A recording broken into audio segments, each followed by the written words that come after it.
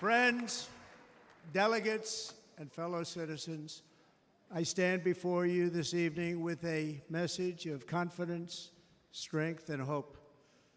4 months from now, we will have an incredible victory, and we will begin the 4 greatest years in the history of our country. Together, we will launch a new era of safety, prosperity, and freedom for citizens of every race, religion, color, and creed. The discord and division in our society must be healed. We must heal it quickly. As Americans, we are bound together by a single fate and a shared destiny. We rise together or we fall apart. I am running to be president for all of America, not half of America, because there is no victory in winning for half of America. So tonight, with faith and devotion, I proudly accept your nomination for President of the United States. Thank you.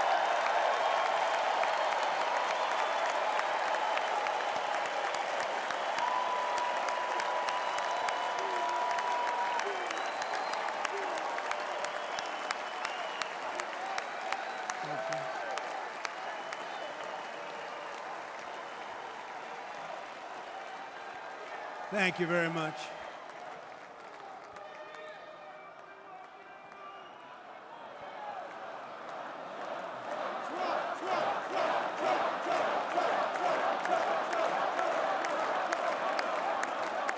Thank you very much. And we will do it right. We're going to do it right. Let me begin this evening by expressing my gratitude to the American people for your outpouring of love and support following the assassination attempt at my rally on Saturday.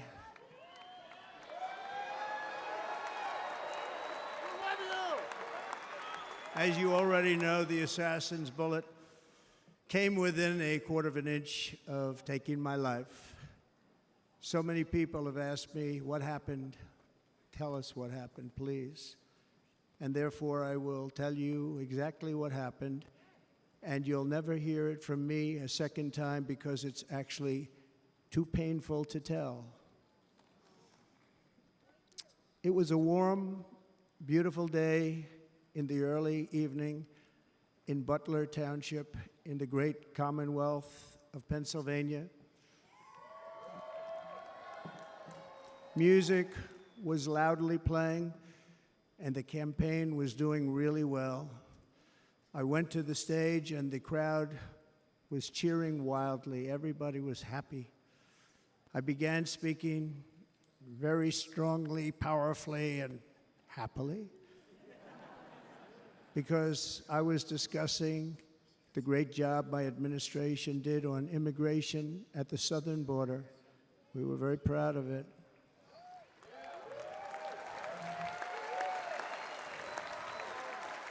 Behind me and to the right was a large screen that was displaying a chart of border crossings under my leadership. The numbers were absolutely amazing. In order to see the chart, I started to, like this, turn to my right and was ready to begin a little bit further turn, which I'm very lucky I didn't do, when I heard a loud whizzing sound and felt something hit me really, really hard on my right ear. I said to myself, wow, what was that? It can only be a bullet. And moved my right hand to my ear, brought it down. My hand was covered with blood, just absolutely blood all over the place. I immediately knew it was very serious, that we were under attack, and in one movement proceeded to drop to the ground. Bullets were continuing to fly. as very brave Secret Service agents rushed to the stage, and they really did. They rushed to the stage.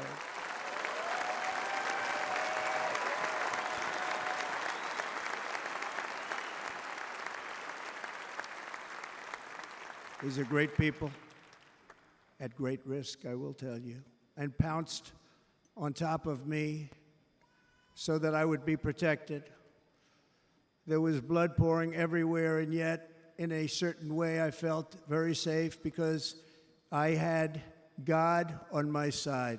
I felt that.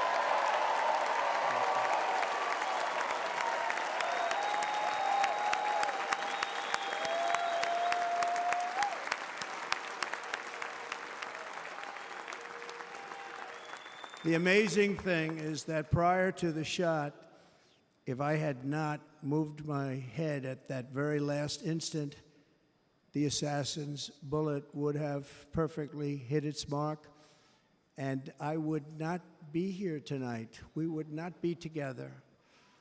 The most incredible aspect of what took place on that terrible evening in the fading sun was actually seen later. In almost all cases, as you probably know, and when even a single bullet is fired, just a single bullet, and we had many bullets that were being fired, crowds run for the exits or stampede, but not in this case. It's very unusual.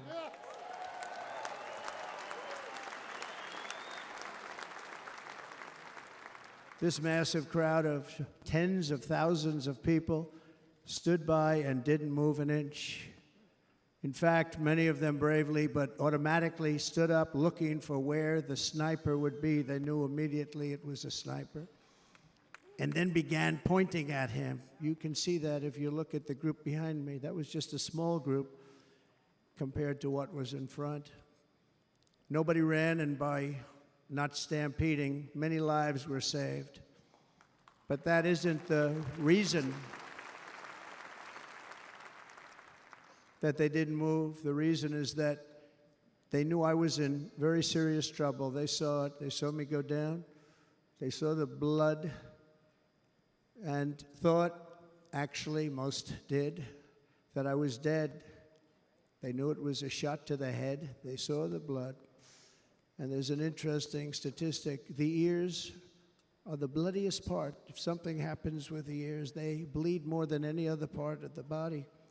For whatever reason, the doctors told me that. I said, why is there so much blood? He said, it's the ears. They bleed more. So we learned something, but they just, this beautiful crowd, they didn't want to leave me. They knew I was in trouble. They didn't want to leave me. And you can see that love written all over their faces. Incredible people.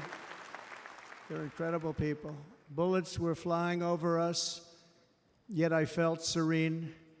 But now the Secret Service agents were putting themselves in peril. They were in very dangerous territory. Bullets were flying right over them, missing them by a very small amount of inches. And then it all stopped. Our Secret Service sniper, from a much greater distance and with only one bullet used, took the assassin's life, took him out.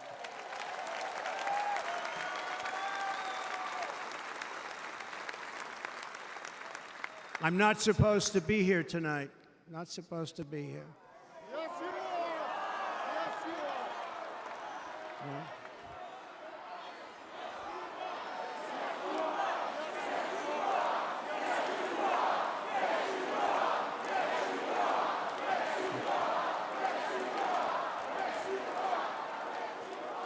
Thank you. But I'm not. And I'll tell you, I stand before you in this arena only by the grace of Almighty God.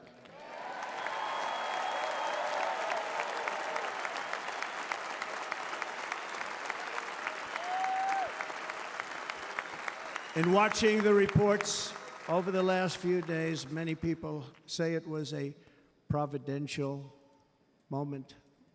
Probably was. When I rose, surrounded by Secret Service, the crowd was confused because they thought I was dead, and there was great, great sorrow. I could see that on their faces as I looked out. They didn't know I was looking out. They thought it was over. But I could see it, and I wanted to do something to let them know I was okay. I raised my right arm, looked at the thousands and thousands of people that were breathlessly waiting, and started shouting, "Fight, fight, fight."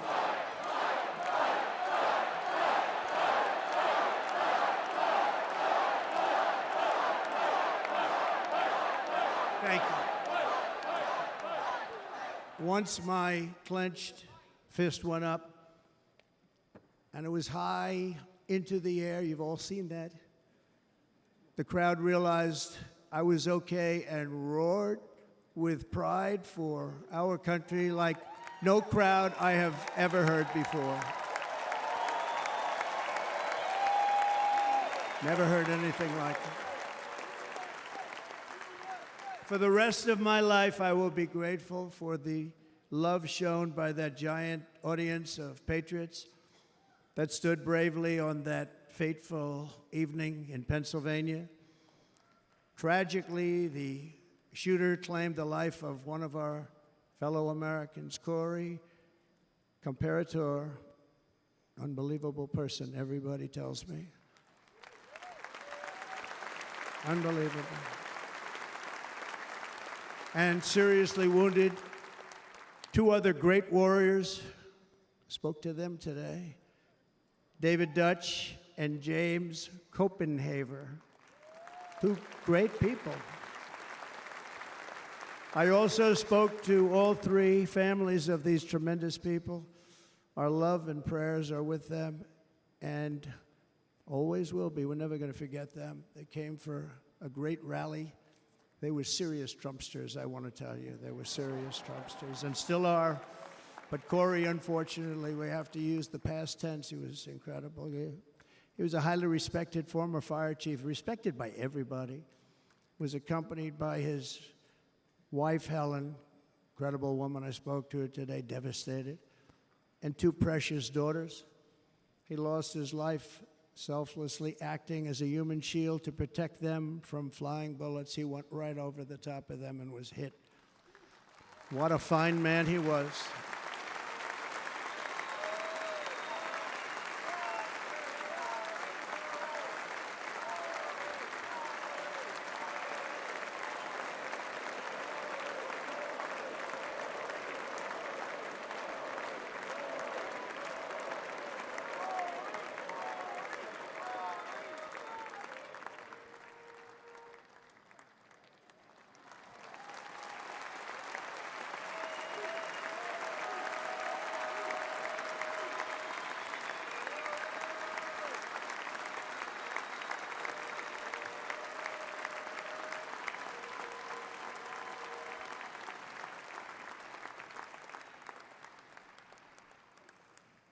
I want to thank the fire department and the family for sending his helmet, his outfit, and it was just something, and they're going to do something very special when they get it. But we did something which cannot match what happened, not even close. But I am very proud to say that over the past few days, we've raised $6.3 million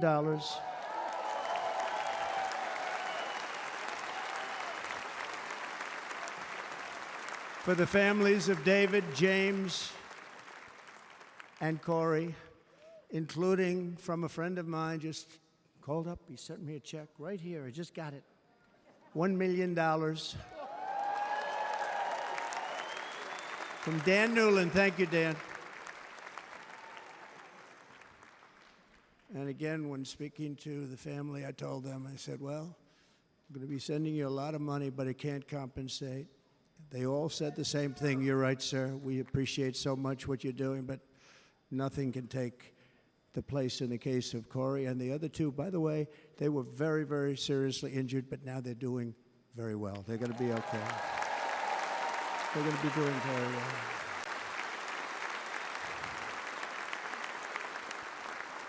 They're warriors. So now I ask that we observe a moment of silence in honor of our friend Corey.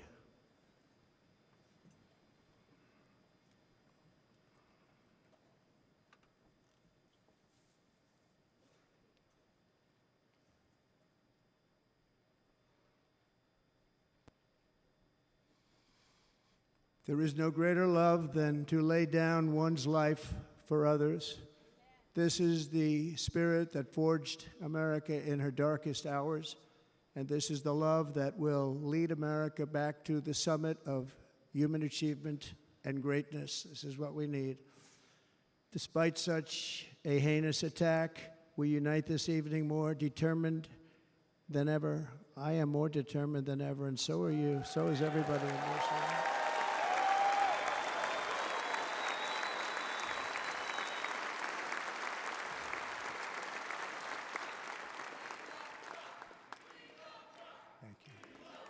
Thank you very much.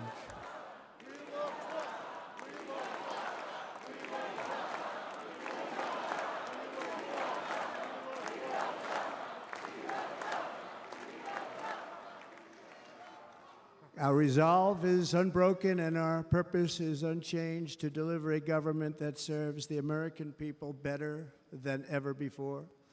Nothing will stop me in this mission because our vision is righteous and our cause is pure.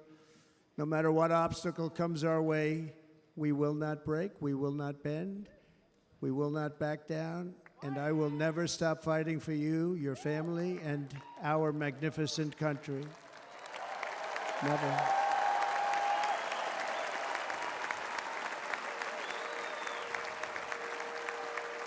And everything I have to give with all of the energy and fight in my heart and soul, I pledge to our nation tonight. Thank you very much. I pledge that to our nation. We're going to turn our nation around, and we're going to do it very quickly. Thank you.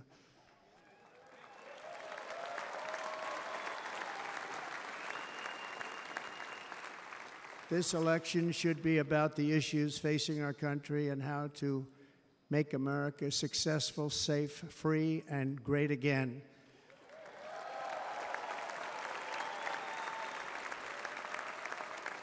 In an age when our politics too often divide us, now is the time to remember that we are all fellow citizens. We are one nation under God, indivisible, with liberty and justice for all.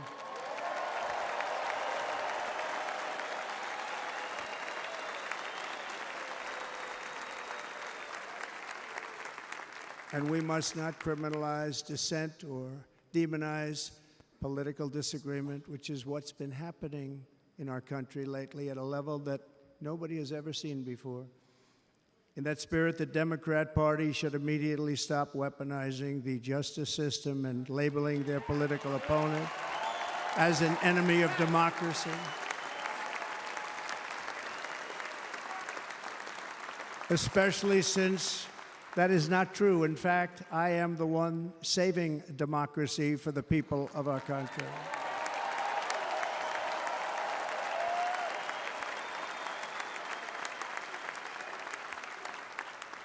And very big news, as you probably just read, on Monday a major ruling was handed down from a highly respected federal judge in Florida, Eileen Cannon, finding that the prosecutor and the fake documents case against me were totally unconstitutional, and the entire case was thrown out of court.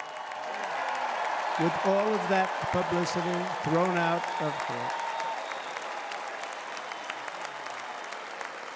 If Democrats want to unify our country, they should drop these partisan witch hunts, which I have been going through for approximately 8 years. And they should do that without delay and allow an election to proceed that is worthy of our people. We're going to win it anyway, but worthy of our people. On this journey, I am deeply honored to be joined by my amazing wife, Melania.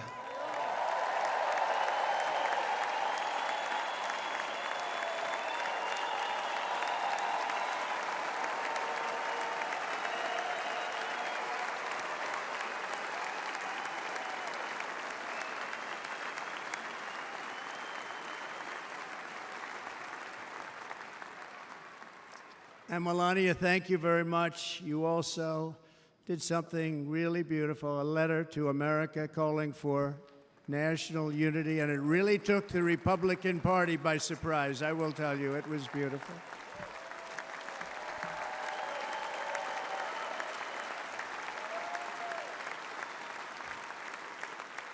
In fact, some very serious people said that we should take that letter and put it as part of the Republican platform. That would be an honor, wouldn't it? Right, Mr. Congressman? But it captivated so many, so I also want to thank my entire family for being here, Don, Kimberly, Ivanka and Jared, Eric and Lara, Tiffany and Michael, Baron, we love our Baron.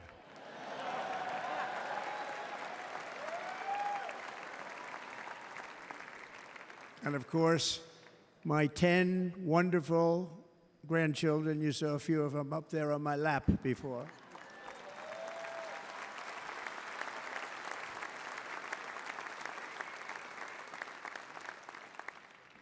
And how good was Dana? Was Dana good?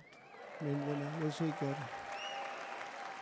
He was on probably the only vacation he's had in about, maybe ever, because he works, but about 10 years with his wife, very far away. I won't tell you where, but very, very far away, beautiful place.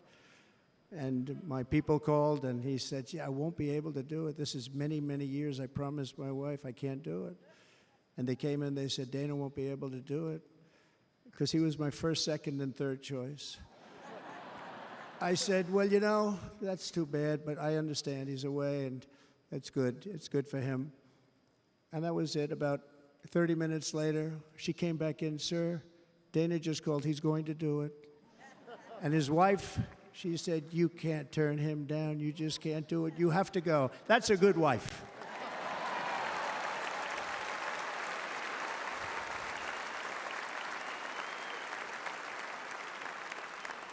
So he got on a plane. He got here a little while ago. Now he's going to get on the plane in a little while, and he's going to go back home to his wife.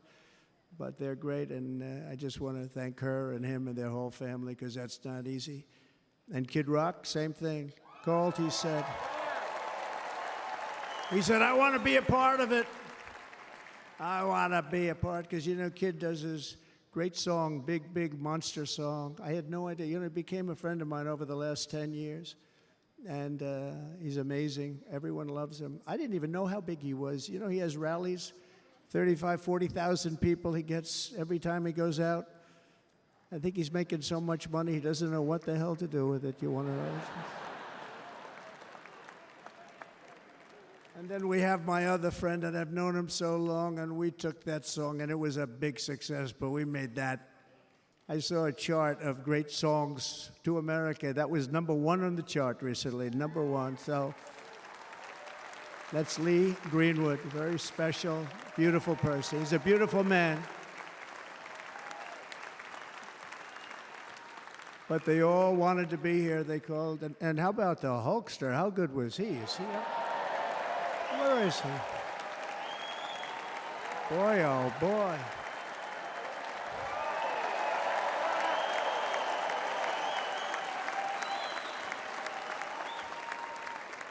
They may call that entertainment. I know about entertainment, but when he used to lift a 350-pound man over his shoulders and then bench press him 2 rows into the audience, I say, maybe entertainment, but he is one strong son of a gun. I will tell you, I watched it many times.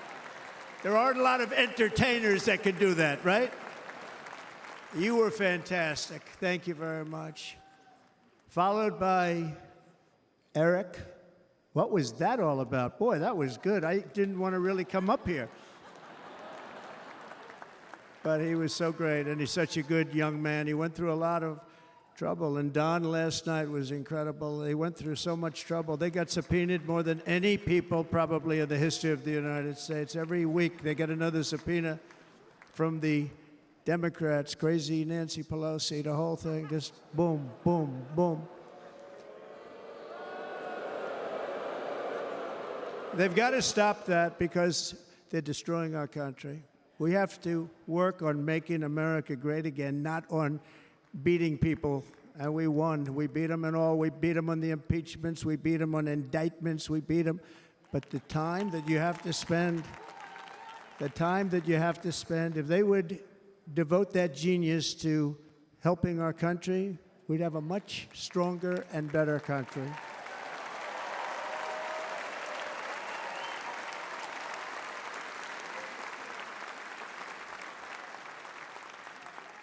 And Jason, the biggest star in country music. Jason, thank you for being here.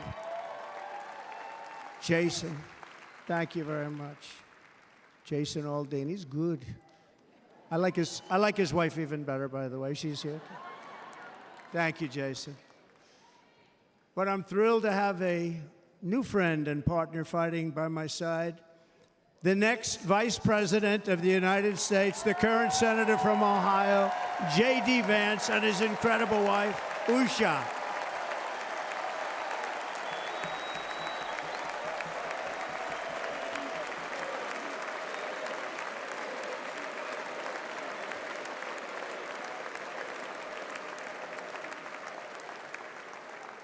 He's going to be a great Vice President. He's going to be great. He'll be with this country and with this movement, greatest movement in the history of our country, Make America Great Again.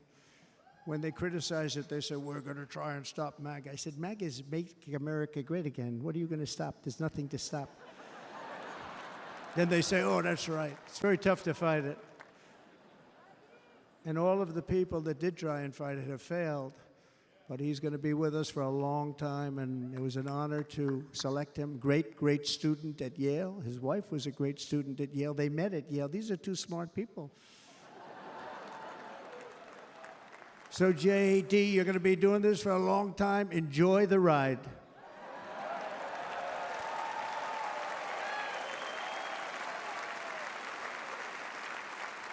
And a very special thank you to the extraordinary people of Milwaukee and the great state of...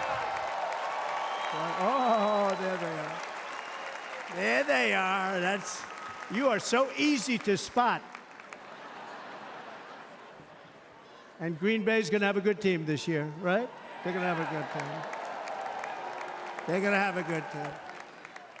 Most of the audience doesn't like it, but it's true. You're going to have a very good team this year.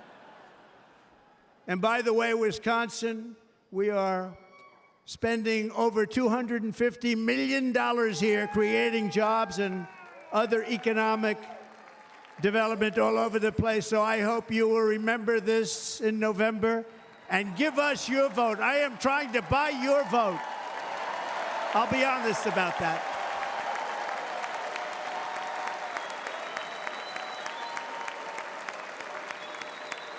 And I promise we will make Wisconsin great again. We're going to make it.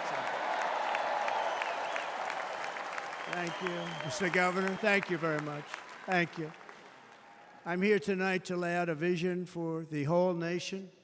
To every citizen, whether you're a young or old man or woman, Democrat, Republican, or independent, black or white, Asian or Hispanic, I extend to you a hand of loyalty and of friendship. Together we will lead America to new heights of greatness like the world has never seen before. We were right there in the first term. We got hit with COVID. We did a great job. Nobody knew what it was, but nobody's ever seen an economy pre-COVID. And then we handed over a stock market that was substantially higher than just prior to COVID. Coming in, did a great job. Never got credit for that. We got credit for the war and defeating ISIS and so many things, the great economy, the biggest tax cuts ever, the biggest regulation cuts ever, the creation of Space Force, the rebuilding of our military. We did so much. We did so much. Right to try. Right to try is a big deal. We got right to try. They were trying to get that for 52 years. Somebody's terminally ill, and hopefully there's nobody in this audience, but it does happen a lot. They're terminally ill and they can't use our new space-age drugs and other things that we are way ahead. We have the greatest doctors in the world, the greatest laboratories in the world, and you can't do it. They've been trying to get that approved for 52 years. Wasn't that easy? The insurance companies didn't want to do it. They didn't want the risk. The labs didn't want to do it because if it didn't work, people are pretty far down the line toward death. They didn't want to do it. The doctors didn't want to have it on their records, so I got everybody into an office. 52 years they tried. Sounds simple, but it's not. And I got them to agree that somebody that needs it will, instead of going to Asia, Europe, or someplace, or if you have no money, going home and dying, just die. We got them to sign an agreement, agree to it, where they're not going to sue anybody. They're going to get all of this stuff. They're going to get it really fast. And what's happened is we're saving thousands and thousands of lives. It's incredible. Right to try. It's a great feeling. Under our leadership, the United States will be respected again. No nation will question our power. No enemy will doubt our might. Our borders will be totally secure. Our economy will soar. We will return law and order to our streets, patriotism to our schools, and importantly, we will restore peace, stability, and harmony all throughout the world. But to achieve this future, we must first rescue our nation from failed and even incompetent leadership. We have totally incompetent leadership. This will be the most important election in the history of our country. Under the current administration, we are indeed a nation in decline. We have an inflation crisis that is making life unaffordable, ravaging the incomes of working and low-income families, and crushing, just simply crushing our people like never before. They've never seen anything like it. We also have an illegal immigration crisis, and it's taking place right now as we sit here in this beautiful arena. It's a massive invasion at our southern border that has spread misery, crime, poverty, disease, and destruction to communities all across our land. Nobody's ever seen anything like it. Then there's an international crisis, the likes of which the world has seldom been part of. Nobody can believe what's happening. War is now raging in Europe and the Middle East. A growing specter of conflict hangs over Taiwan, Korea, the Philippines, and all of Asia. And our planet is teetering on the edge of World War III. And this will be a war like no other war because of weaponry. The weapons are no longer army tanks going back and forth shooting at each other. These weapons are obliteration. It's time for a change. This administration can't come close to solving the problems. We're dealing with very tough, very fierce people. They're fierce people. And we don't have fierce people. We have people that are a lot less than fierce, except when it comes to cheating on elections and a couple of other things. Then they're fierce. Then they're fierce. So tonight, I make this pledge to the great people of America. I will end the devastating inflation crisis immediately, bring down interest rates, and lower the cost of energy. We will drill, baby, drill.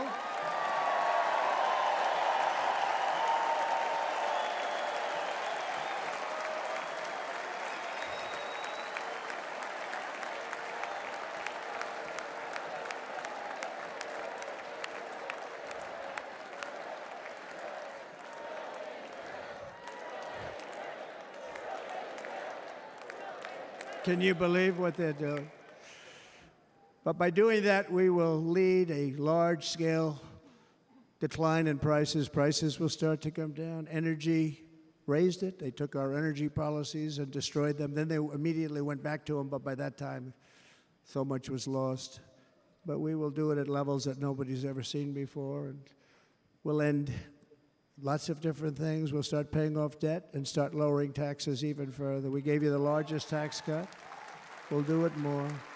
You know, people don't realize I brought taxes way down, way down, and yet we took in more revenues the following year than we did when the tax rate was much higher. Most people said, how did you do that? Because it was incentive. Everybody was coming to the country. They were bringing back billions and billions of dollars into our country. The companies made it impossible to bring it back. The tax rate was too high, and the legal complications were far too great. I changed both of them, and hundreds of billions of dollars by Apple and so many other companies were brought back into our nation, and we had an economy the likes of which no nation had ever seen. China, we were beating them at levels that were incredible. And they know it. They know it. We'll do it again, but we'll do it even better. I will end the illegal immigration crisis by closing our border and finishing the wall, most of which I've already built.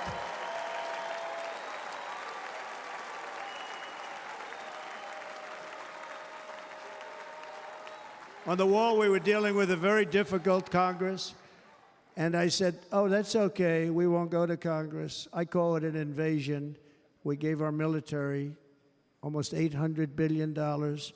I said, I'm going to take a little of that money because this is an invasion, and we built, most of the wall is already built, and we built it through using the funds because what's better than that? We have to stop the invasion into our country that's killing hundreds of thousands of people a year. We're not going to let that happen. I will end every single international crisis that the current administration has created, including the horrible war with Russia and Ukraine, which would have never happened if I was president, and the war caused by the attack on Israel, which would have never happened if I was president. Iran was broke. Iran had no money. Now Iran has $250 billion. They made it all over the last 2.5 years. They were broke. I watched the other day on a show called Deface the Nation. Has anyone seen it? And they had a congressman who was a Democrat say, well, whether you like him or not, Iran was broke dealing with Trump. I told China and other countries, if you buy from Iran, we will not let you do any business in this country, and we will put tariffs on every product you do send in of 100% or more. And they said to me, well, I think that's about it. They weren't going to buy any oil. And they were ready to make a deal. Iran was going to make a deal with us. And then we had that horrible, horrible result that we'll never let happen again. The election result, we're never going to let that happen again. They used COVID to cheat. We're never going to let it happen again. And they took off all the sanctions, and they did everything possible for Iran. And now Iran is very close to having a nuclear weapon, which would have never happened. This is a shame what this administration, the damage that this administration has done. And I say it often, if you took the 10 worst presidents in the history of the United States, think of it, the 10 worst, added them up, they will not have done the damage that Biden has done. I'm only going to use the term once. Biden. I'm not going to use the name anymore, just one time. The damage that he's done to this country is unthinkable. It's unthinkable. Together we will restore vision, strength, competence, and we're going to have a thing called common sense making most of our decisions, actually. It's all common sense. Just a few short years ago, under my presidency, we had the most secure border and best economy in the history of our country, in the history of the world. We had the greatest economy in the history of the world. We had never done anything like it. We were beating every country, including China, by leaps and bounds. Nobody had seen anything like it. We had no inflation. Soaring incomes were going. Nobody can believe it. You can't believe what happened 4 years ago is happening now in reverse. And the world was at peace. Inflation has been a killer for our country. No matter what you make it, it doesn't matter because inflation is eating you alive. People that were putting away money, they were making great wages, the highest they've ever made, but they were putting away a lot of money. Now they are just being destroyed. They're not putting away anything. They're barely living. They're going into savings accounts. They're taking out their money to live because of inflation. Inflation, remember, it's called a country buster. You can go back to Germany from 100 years ago. You can go back to any country that suffered great inflation. We've suffered the worst inflation we've ever had. But go back and see what's happened to those countries. We've had the worst inflation we've ever had under this person. But in less than 4 years, our opponents have turned incredible success into unparalleled tragedy and failure. It's been a tremendous failure. Today, our cities are flooded with illegal aliens. Americans are being squeezed out of the labor force and their jobs are taken. And by the way, you know who's taking the jobs that are created? 107% of those jobs are taken by illegal aliens. And you know who's being hurt the most by millions of people pouring into our country? The black population and the Hispanic population, because they're taking the jobs from our black population, our Hispanic population, and they're also taking them from unions. The unions are suffering because of it. Thank you. Thank you. I like you too. Thank you very much.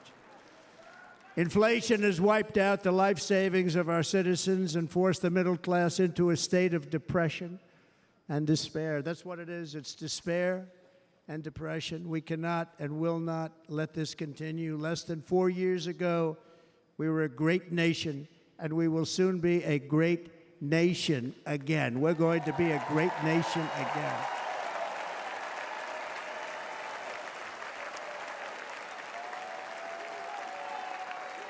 Thank you. With proper leadership, every disaster we are now enduring will be fixed, and it will be fixed very, very quickly.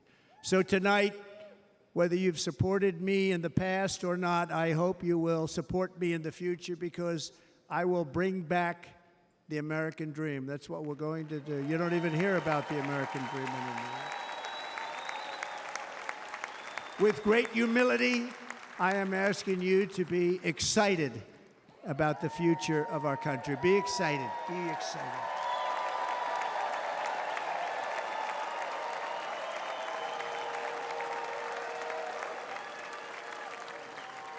And by the way, the news reports, look at all of those big networks. Look at them. They're all here.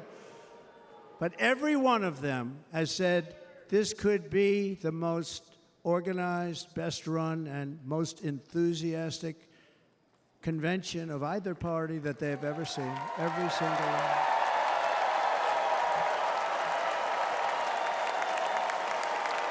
And it's true. It's true. And there's love in the room. There's great love in the room.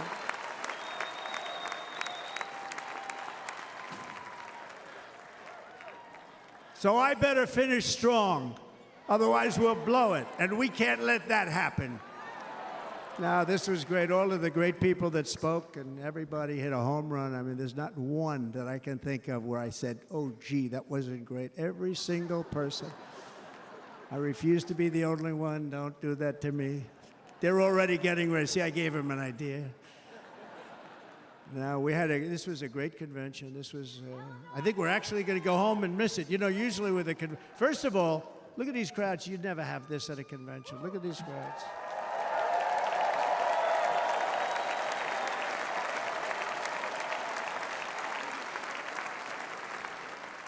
Love. It's about love. This week, the entire Republican Party has formally adopted an agenda for America's renewal, and you saw that agenda. And it's very short compared to the long, boring, meaningless agendas of the past, including the Democrats. They write these things that are hundreds of pages long, and they never read them after they're done. In their case, fortunately, they don't read them because they're pretty bad. It's a series of bold promises that we will swiftly implement when you give us a Republican House. And Mr. Speaker, thank you very much. We have our great Speaker of the House with us tonight. Mr. Speaker, thank you very much. Thank you. A Republican Senate, we have many senators here. And send me back to our beautiful White House just a few short months from now. We're talking about just months. It can't come fast enough. We have to get it done. First, we must get economic relief to our citizens. Starting on day one, we will drive down prices and make America affordable again. We have to make it affordable. It's not affordable. People can't live like this. Under this administration, our current administration. Groceries are up 57%, gasoline is up 60 and 70%, mortgage rates have quadrupled. And the fact is, it doesn't matter what they are because you can't get the money anyway. You can't buy houses. Young people can't get any financing to buy a house. The total household costs have increased an average of $28,000 per family under this administration. Republicans have a plan to bring down prices and bring them down very, very rapidly. By slashing energy costs, we will in turn reduce the cost of transportation, manufacturing, and all household goods. So much starts with energy. And remember, we have more liquid gold under our feet than any other country by far. We are a nation that has the opportunity to make an absolute fortune with its energy. We have it, and China doesn't. Under the Trump administration, just 3.5 years ago, we were energy independent. But soon, we will actually be better than that. We will be energy dominant and supply not only ourselves, but we will supply the rest of the world with numbers that nobody has ever seen, and we will reduce our debt, $36 trillion. We will start reducing that, and we will also reduce your taxes still further. Next, and by the way, they want to raise your taxes 4 times, think of it. And all my life I grew up watching politicians. I always loved politics, I guess. I was on the other side. I'd watch and they were always talking about, we will give you a tax cut. We will give you a tax cut. My whole life I was watching, I will give you a tax cut, right, Mr. Congressman? That's all they talked about. This is the only administration that said, we're going to raise your taxes by 4 times what you're paying now, and people are supposed to vote for them? I've never heard it. You're paying too much. We're going to reduce your taxes still further. We gave you the biggest one, as I said. We're going to give you more, and it's going to lead to tremendous growth. We want growth in our country. That's what's going to pay off our debt.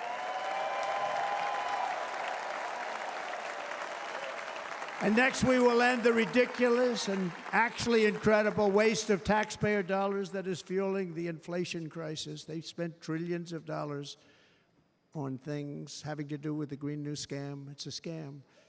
And that's caused tremendous inflationary pressures in addition to the cost of energy.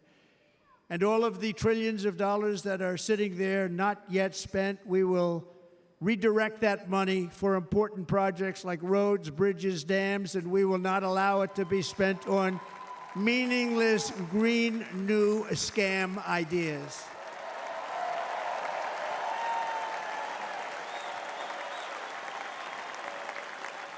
And I will end the electric vehicle mandate on day 1.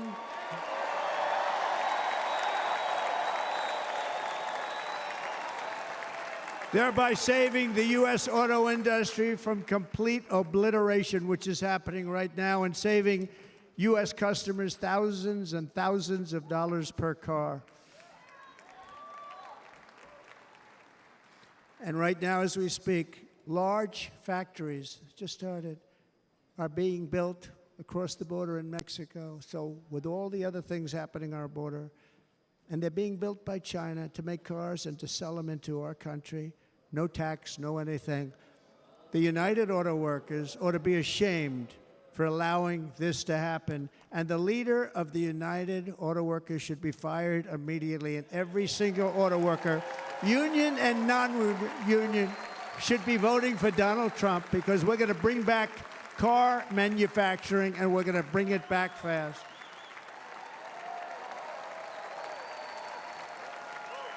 They're building some of the largest auto plants anywhere in the world. Think of it, in the world. We're going to bring it back. We're going to make them. We don't mind that happening, but those plants are going to be built in the United States, and our people are going to man those plants.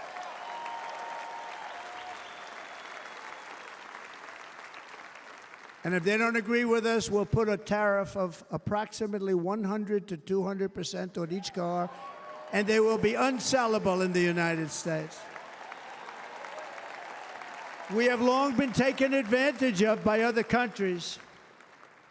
And think of it, oftentimes these other countries are considered so-called allies. They've taken advantage of us for years. We lose jobs, we lose revenue, and they gain everything and wipe out our businesses, wipe out our people.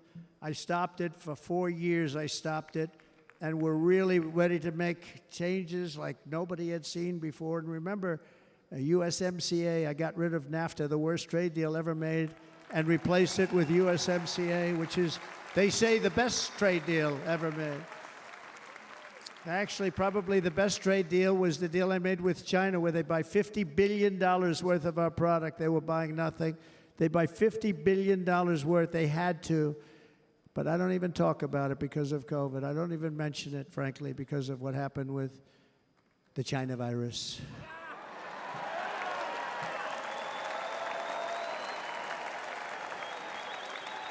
We will not let countries come in, take our jobs, and plunder our nation. They come and do that. They plunder our nation. The way they will sell their product in America is to build it in America. Very simple. Build it in America and only in America.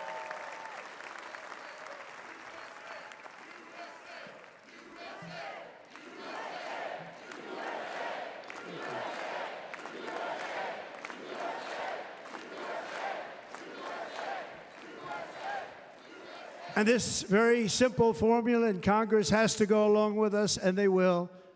This very simple formula will create massive numbers of jobs. We will take over the auto industry again, and many, many, hundreds of thousands of jobs. We lost so many jobs over the years.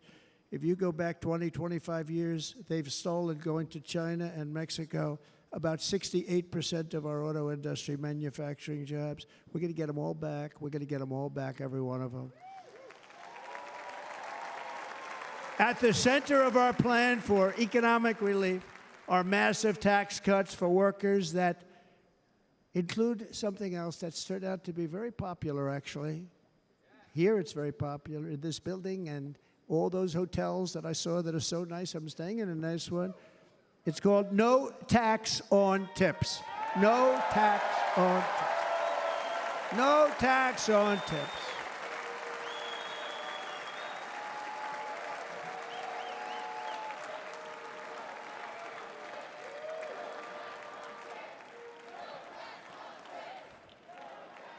I got that by having dinner recently in Nevada, where we're leading by about 14 points.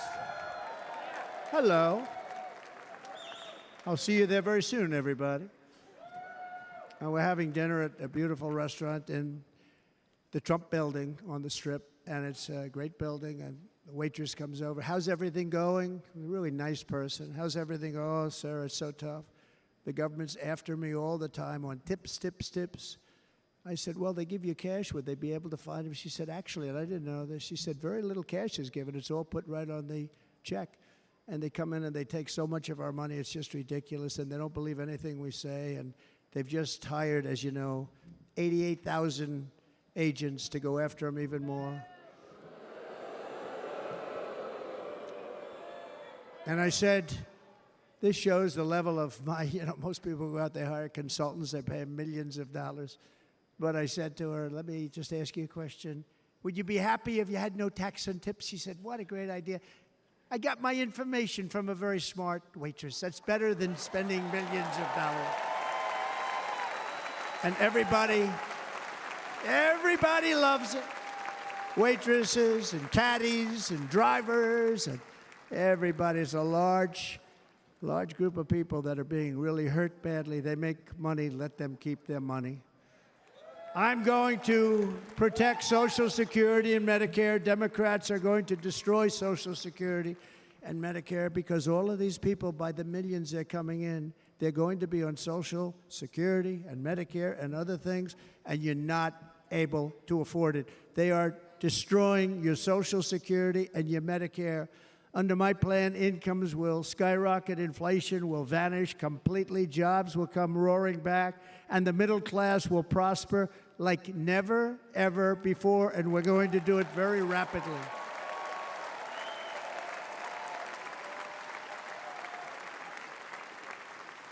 But no hope or dream we have for America can succeed unless we stop the illegal immigrant invasion, the worst that's ever been seen anywhere in the world. There's never been an invasion like this anywhere. Third world countries would fight with sticks and stones not to let this happen.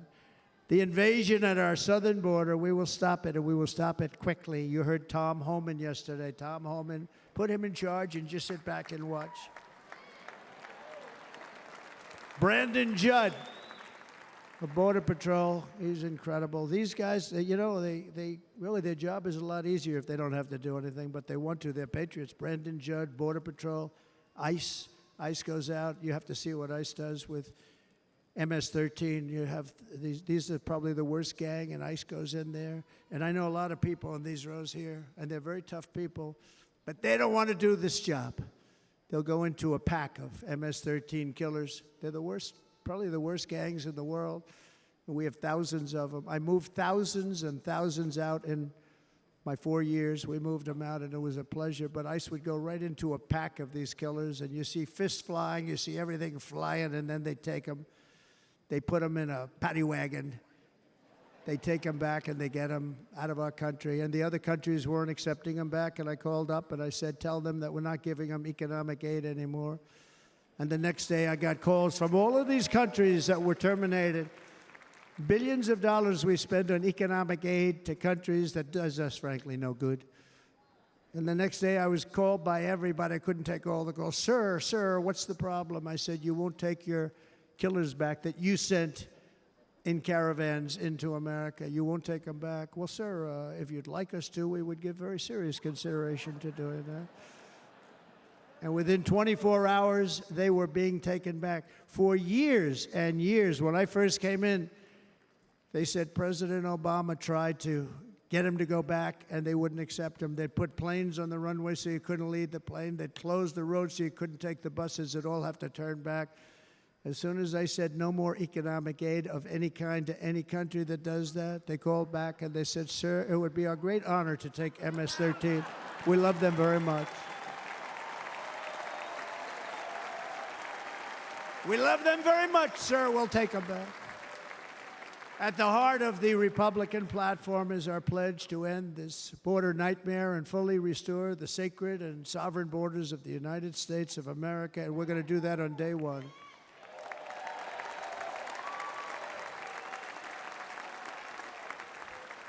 That means two things on day one, right? Drill, baby, drill, and close our borders.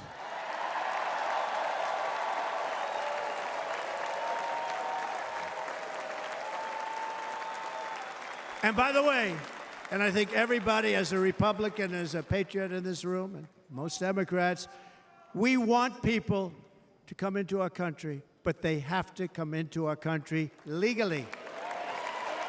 Legally. Less than 4 years ago, I handed this administration the strongest border in American history. But you can see on the chart that saved my life, that was the chart that saved my life. I said, look it, I'm so proud of it. I think it's one of the greatest, it was done by the Border Patrol, one of the greatest charts I've ever seen. It showed everything just like that. You know the chart. Oh, there it is. That's pretty good. Wow. Last time I put up that chart, I never really got to look at it. But without that chart, I would not be here today.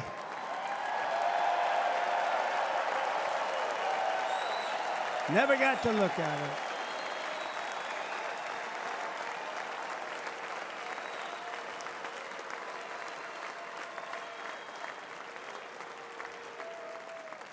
I said, you got to see this chart. I was so proud of it, and by the time I got to there, I never got to see it that day. But I'm seeing it now, and I was very proud. If you look at the arrow on the bottom, that's the lowest level, the one on the bottom, heavy red arrow. That's the lowest level of illegal immigrants ever to come into our country in recorded history, right there. Right there. And that was my last week in office. And then you see what happened after I left. Look at the rest. And if you go out a little bit further, it's getting to be a little bit old, but I love it anyway, right? but you can go much higher with those numbers. Look what happened right after that. The invasion began. We had the opposite. We stopped the invasion, but the invasion that we stopped was peanuts by comparison to what happened after I left. Look at what happened after I left. They took over our country. We ended all catch and release. We shut down asylum fraud. We stopped human trafficking and forged historic agreements to keep illegal aliens on foreign soil. We want them to stay on their soil. Under the Trump administration, if you came in illegally, you were apprehended immediately and you were deported. You went right back. The current administration terminated every single one of those great Trump policies that I put in place to seal the border. I wanted a sealed border. Again, come in, but come in legally. You know how unfair it is? So many people, hundreds of thousands of people, have been working for years to come into our country. And now they see these people pour into our country at levels that are unprecedented. It's so unfair. And we're not going to do it. We're not going to stand for it. They suspended wall construction, ended remain in Mexico. We had a policy, remain in Mexico. You think that was easy to get from the Mexican government? But I said, you must give it to us. If you don't give it to us, there will be repercussions. And they gave it to us. But not easy. Canceled our Safe Third agreements. Demolished Title 42, implemented nationwide catch and release. That's catch and release, where we catch them and release them into our country. We catch them and release them into Mexico. There's a slight difference.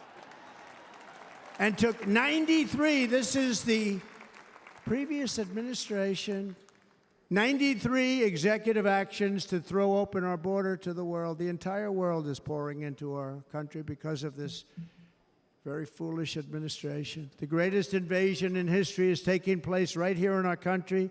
They are coming in from every corner of the earth, not just from South America, but from Africa, Asia, the Middle East. They're coming from everywhere. They're coming at levels that we've never seen before. It is an invasion indeed, and this administration does absolutely nothing to stop them. They're coming from prisons. They're coming from jails. They're coming from mental institutions and insane asylums. You know, the press is always on me because I say this. Has anyone seen Silence of the Lambs? The late, great Hannibal Lecter. He'd love to have you for dinner. That's insane asylums. They're emptying out their insane asylums. And terrorists are coming in at numbers that we've never seen before. Bad things are going to happen. Meanwhile, our crime rate is going up while crime statistics all over the world are going down because they're taking their criminals and they're putting them into our country. A certain country, and I happen to like the president of that country very much, but he's been getting great publicity because he's a wonderful shepherd of the country. He says how well the country's doing because their crime rate is down. And he said he's training all of these rough people. They're rough, rough, rough. He's training them. And I've been reading about this for 2 years. I think, oh, that's wonderful. Let's take a look at it. But then I realized he's not training them. He's sending all of his criminals, his drug dealers, his people that are in jails, he's sending them all to the United States. And he's different in that he doesn't say that. He's trying to convince everybody what a wonderful job he does in running the country. Well, he doesn't do a wonderful job. And by the way, if I ran one of the countries, many countries from all over, I would be worse than any of them. I would have had the place totally emptied out already.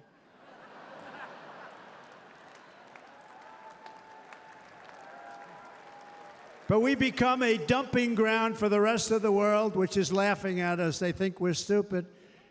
And they can't believe that they're getting away with what they're getting away with, but they're not going to be getting away with it for long. That's what I can tell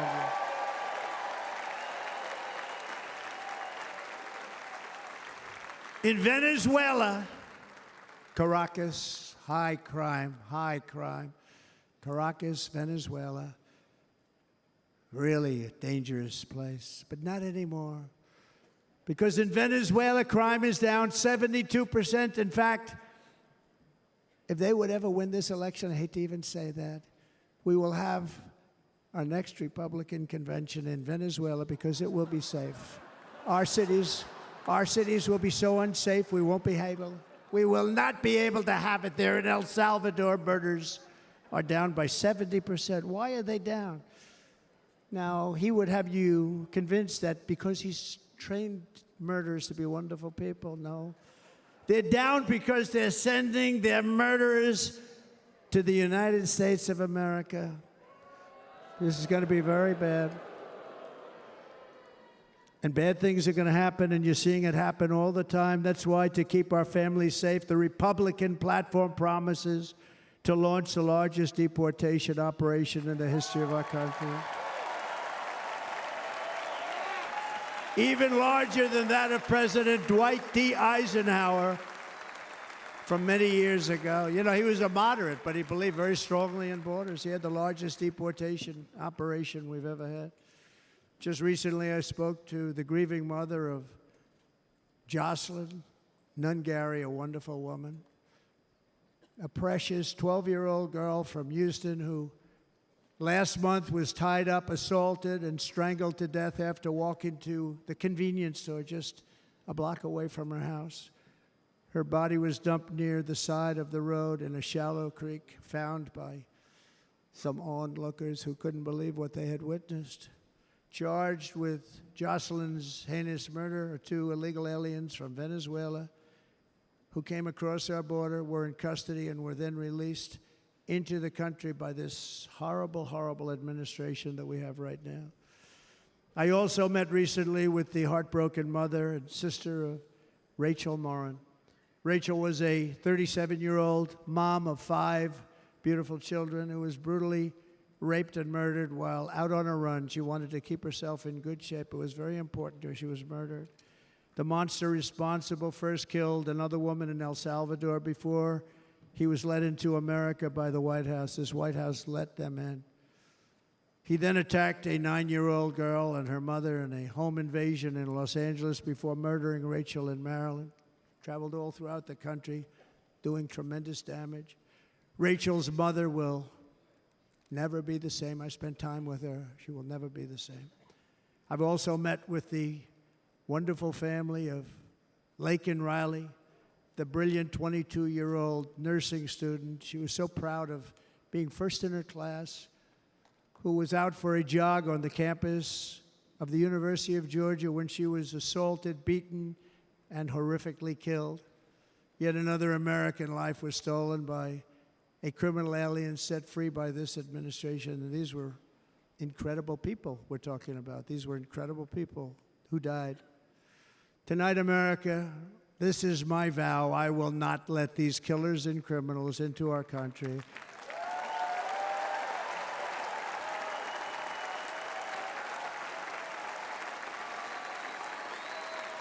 I will keep our sons and daughters safe.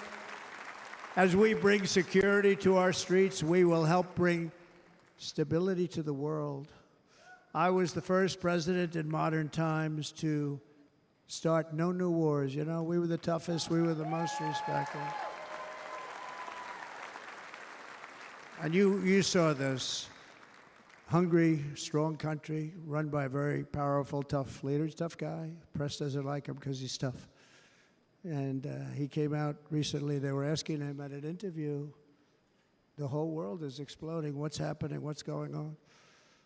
Viktor Orban, Prime Minister of Hungary, very tough man. He said, I don't want people coming into my country and blowing up our shopping centers and killing people. But they said to him, tell us what's going wrong, what's happening, what is it? He said, there's only one way you're going to solve it. You got to bring President Trump back to the United States because he kept everybody at bay. He used a word I wouldn't use because I can't use that word, because you'd say it was braggadocious. The press would say he was a braggart. I'm not a braggart. But Viktor Orban said it. He said Russia was afraid of him. China was afraid of him. Everybody was afraid of him. Nothing was going to happen. The whole world was at peace. And now the world is blowing up around us.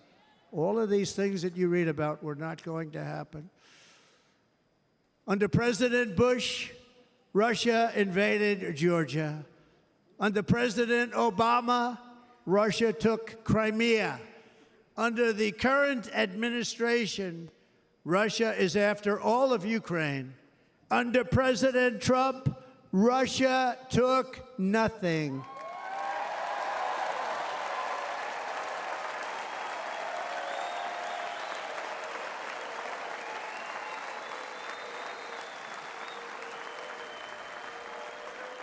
We defeated 100% of ISIS in Syria and Iraq, something that was said to take 5 years, sir. It'll take 5 years, sir. We did it in a matter of a couple of months. We have a great military. Our military is not woke. It's just some of the fools on top that are woke.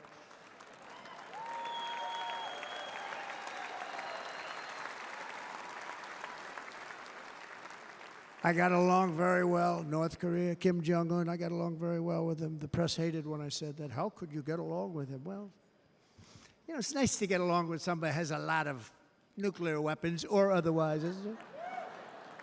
See, in the old days, they'd say, that's a wonderful thing. Now they say, how could you possibly do that? But no, I got along with them, and we stopped the missile launches from North Korea. Now North Korea is acting up again, but when we get back, I get along with him.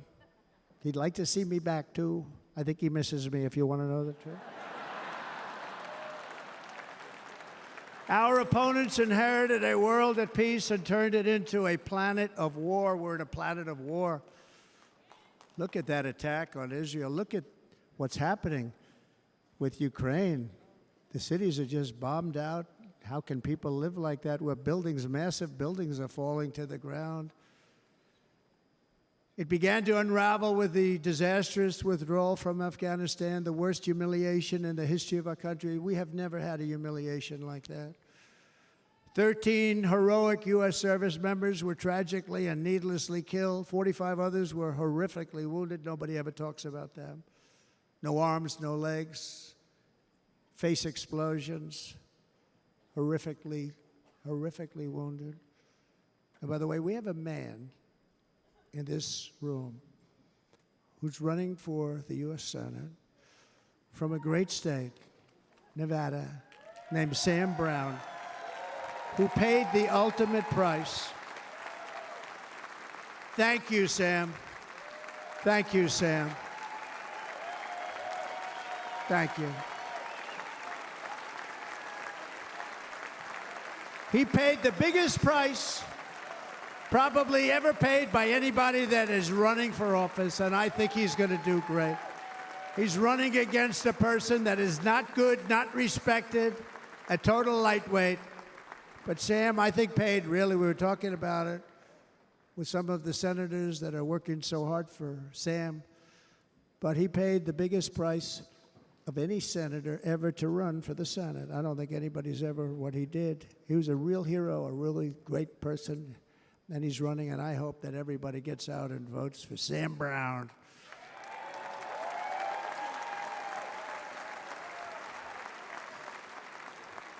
And we also left behind $85 billion worth of military equipment, along with many American citizens were left behind. Many American citizens, emboldened by that disaster, Russia invaded Ukraine. They saw this group of people that were incompetent. We took the soldiers out first. No, we're going to take the soldiers out second. If they would have followed my plan, we had a great plan. But the plan only kicked in if they did everything perfectly, and they weren't doing things perfectly, so we said it doesn't kick in. You know, 18 months in Afghanistan, we didn't have one, so they were killing them left and right, snipers. And I spoke to the head of the Taliban. You've heard this story. Abdul, still there, still the head of the Taliban. The press got on me, why would you speak to him? I said, because that's where the killing is. I don't have to speak to somebody that has nothing to do with it. And I told him, don't ever do that. Don't ever do that again. Don't ever do that again. You've got to stop. Because during the Obama administration, many great people and soldiers, but a lot of soldiers were being killed from long distance. I said, if you keep doing that, you're going to be hit harder than anybody's ever been hit by a country before.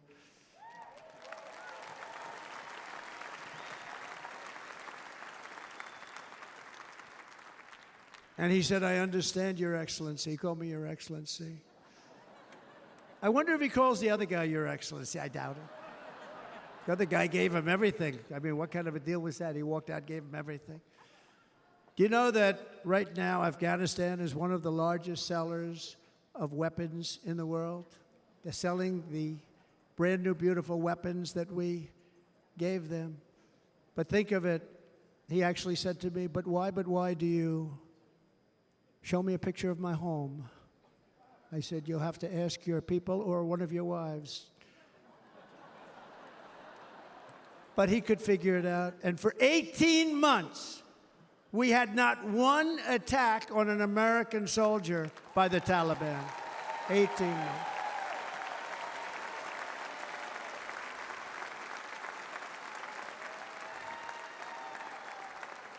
And then we had that horrible day where soldiers were killed. I was not there because of a ridiculous election.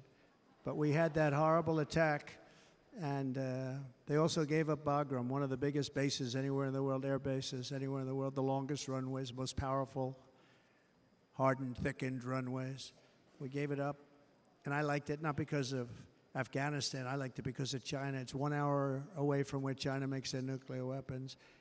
And you know who has it now? China has it now. We were keeping that. And now China is likewise circling Taiwan, and Russian warships and nuclear submarines are operating 60 miles off the coast in Cuba. Do you know that? No, the press refuses to write about it. If that were me running this country and we had nuclear submarines in Cuba, I will tell you that the headlines every day would be, what's wrong with our president? You don't even hear this. You're not hearing about this.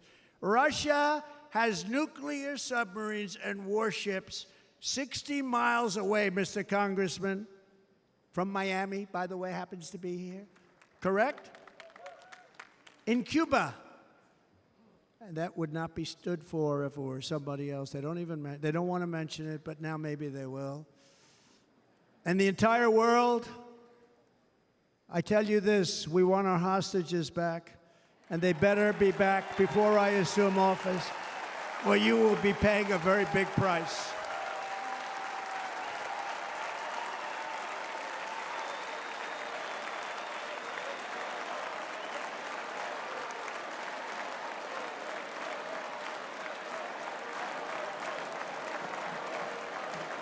With our victory in November, the years of war, weakness, and chaos will be over. I don't have wars. I had no wars other than ISIS, which I defeated, but that was a war that was started. We had no wars. I could stop wars with a telephone call. I could stop wars with just a telephone call. If properly stated, it would never start. We will replenish our military and build an Iron Dome missile defense system to ensure that no enemy can strike our homeland. And this great Iron Dome will be built entirely in the USA. We're going to build it in the USA. And Wisconsin, just like I gave you that massive ship contract, and you're doing a very nice job, Governor, right? Thank you, Governor. And they're doing a great job. In fact, I had a little design change, and we gave them a tremendous for essentially what we used to call destroyers. These are now the most beautiful. They look like yachts. I said, we have to take the bow, and we have to make it a little nicer and a little point at the top instead of a flat nose. And the people at the shipyard said, this guy sort of knows what he's doing. We have the most beautiful ships, right, Governor? And everybody's sitting over there. And it was a big contract that everybody wanted. I gave it to Wisconsin, but we're going to have a lot of that built right here in the state of Wisconsin and all other states. Israel has an Iron Dome. They have a missile defense system. 342 missiles were shot into Israel, and only one got through a little bit. It was badly wounded. It fell to the ground, but most of them are. And Ronald Reagan wanted this many years ago, but we really didn't have the technology many years ago. Remember, they called it Starship, spaceship, anything to mock him.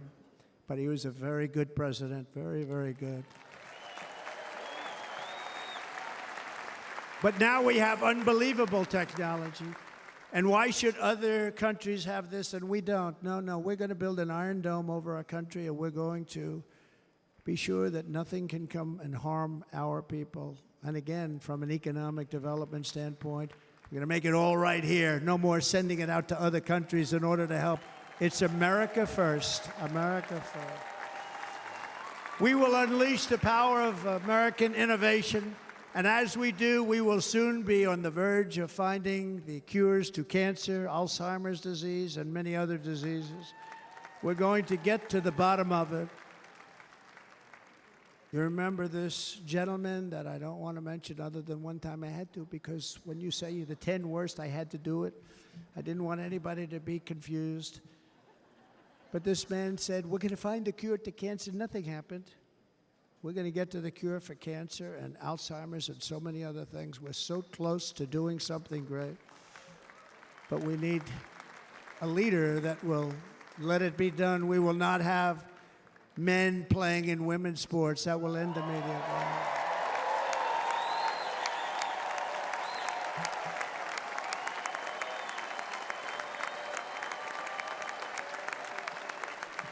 And we will restore and renovate our nation's once great cities, making them safe, clean, and beautiful again. And that includes our nation's capital, which is a horrible killing field. So many things. They leave from Wisconsin, they go to look at the Washington Monument, they end up getting stabbed, killed, or shot.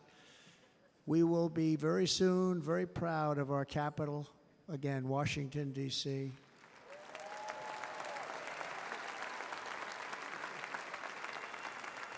America is on the cusp of a new golden age, but we will have the courage to seize it. We're going to take it. We're going to make it a current. We're going to bring this into a golden age like never seen before. Remember this, China wants to do it. Japan wants to do it. All of these countries want to do it. We have to produce massive amounts of energy if we're going to produce the new. If you look at some of the things that have been done, and some of the things that we're going to do. But AI needs literally twice the electricity that's available now in our country. Can you imagine? But instead, we're spending places where they recharge electric cars. They built 8 chargers at a certain location toward the Midwest. 8 chargers for $9 billion. Think of them as a tank for filling up your gas. Think of it. They spent $9 billion on 8 chargers, 3 of which didn't work. And if you were going to do this all over our country, this crazy electric mandate, if you're going to do this all, and by the way, I'm all for electric. They have their application. But if somebody wants to buy a gas-powered car, gasoline-powered car, or a hybrid, they're going to be able to do it. And we're going to make that change on day 1.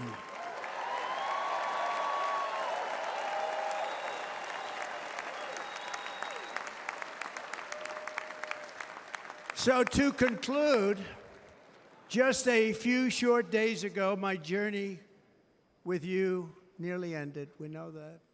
And yet, here we are tonight, all gathered together, talking about the future, promise, and a total renewal of a thing we love very much. It's called America. We live in a world of miracles. None of us knows God's plan or where life's adventure will take us. I want to thank Franklin Graham for being here tonight. He's an outstanding man. He wrote me a note recently. I have a lot of respect for him.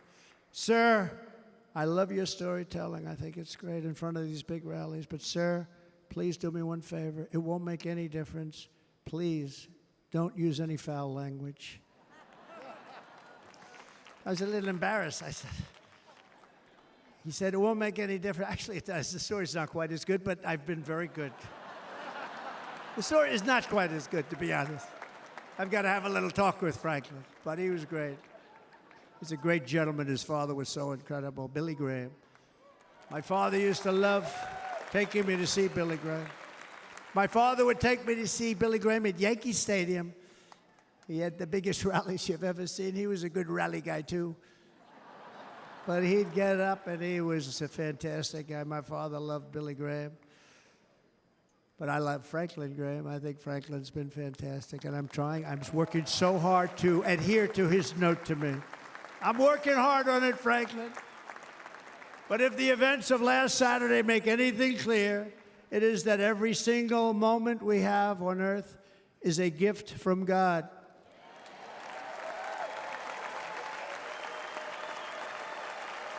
We have to make the most of every day for the people and for the country that we love. The attacker in Pennsylvania wanted to stop our movement, but the truth is the movement has never been about me. It has always been about you. It's your movement. It's the biggest movement in the history of our country by far. Can't be stopped. It can't be stopped. It has always been about the hardworking, patriotic citizens of America. For too long, our nation has settled for too little. We settled for too little. We've given everything to other nations, to other people. You have been told to lower your expectations and to accept less for your families. I am here tonight with the opposite message. Your expectations are not big enough. They're not big enough. It is time to start expecting and demanding the best leadership in the world, leadership that is bold, dynamic, relentless, and fearless. We can do that. We are Americans. Ambition is our heritage. Greatness is our birthright. But as long as our energies are spent fighting each other, our destiny will remain out of reach, and that's not acceptable. We must instead take that energy and use it to realize our country's true potential and write our own thrilling chapter of the American story. We can do it together. We will unite. We are going to come together, and success will bring us together.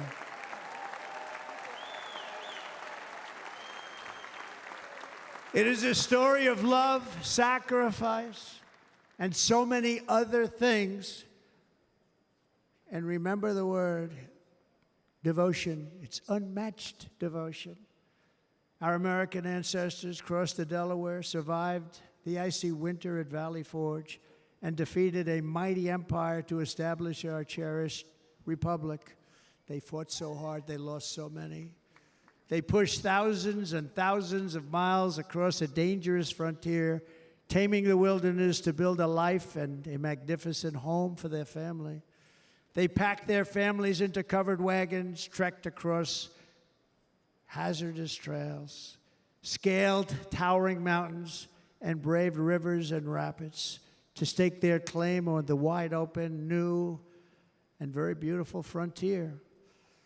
When our way of life was threatened, American patriots marched onto the battlefield, raced into enemy strongholds, and stared down death and stared down those enemies to keep alive the flame of freedom. At Yorktown, Gettysburg, and Midway, they joined the roll call of immortal heroes. So many heroes, so many great, great people. And we have to cherish those people. We can't forget those people. We have to cherish those people.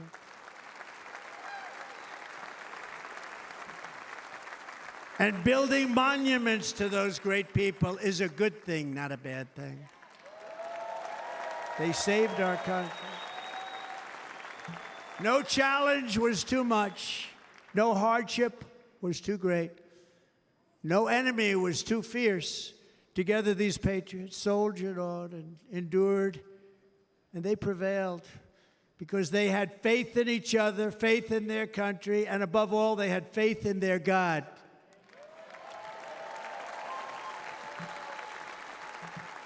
Just like our ancestors, we must now come together, rise above past differences. Any disagreements have to be put aside and go forward, united as one people, one nation, pledging allegiance to one great, beautiful, I think it's so beautiful, American flag. Tonight I ask for your partnership, for your support, and I am humbly asking for your vote. I want your vote. It's going to make our country great again. Every day I will strive to honor the trust you have placed in me, and I will never, ever let you down. I promise that. I will never let you down. To all of the forgotten men and women who have been neglected, abandoned, and left behind, you will be forgotten no longer. We will press forward, and together we will win, win, win.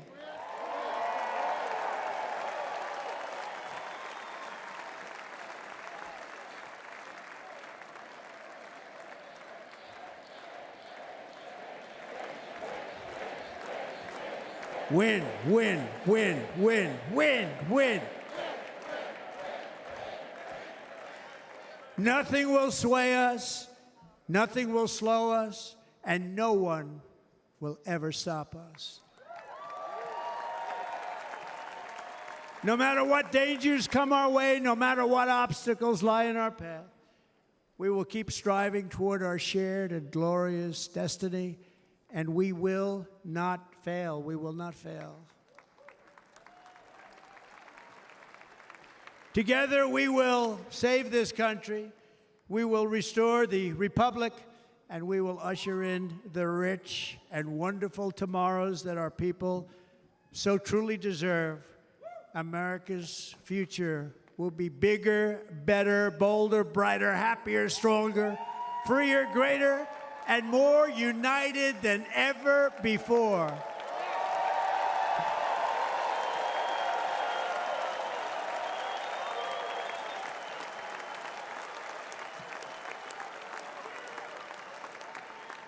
And quite simply put, we will very quickly make America great again. Thank you very much. Thank you very much, Wisconsin. God bless you. God bless you, Wisconsin, and God bless the United States of America, our great country. Thank you very much, everybody. Thank you.